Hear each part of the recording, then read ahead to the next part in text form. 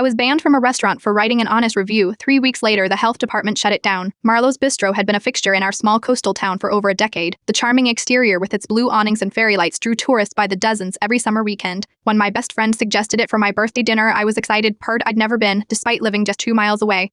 What happened that night and in the weeks that followed would become local legend. The problems began the moment we were seated at a sticky table with silverware that still had food residue from previous diners. Our waiter, clearly overwhelmed, took 20 minutes to acknowledge us. When the food finally arrived, my medium-wary steak was practically mooing while my friend's chicken was dangerously pink in the center. But the real red flag appeared when I visited the restroom. The door to the kitchen was propped open, revealing a horror show. Raw chicken sitting unrefrigerated beside ready-to-eat foods, a cook sneezing directly onto a salad before serving it, and worst of all, a large rat scurrying across the floor that didn't seem to surprise any of the staff. When I discreetly mentioned these issues to our waiter, he shrugged and said, "Yeah, the health inspector's been trying to catch us on a bad day for months, but the owner always gets tipped off beforehand." We paid for our barely touched meals and left the next morning. I wrote a detailed but factual review on 3 different platforms, including photos of our food and descriptions of what I'd witnessed in the kitchen. I didn't embellish or exaggerate, Perrin. The truth was disturbing enough. 2 days later, I received a call from a man who identified himself as Tony Marlowe, the restaurant's owner. "You need to take down those reviews immediately," he demanded, his voice tight with anger. "They reflect my actual experience," I replied calmly. "Look, you are hurting a local business that employs 15 people. Do the right thing and remove them, or there will be consequences."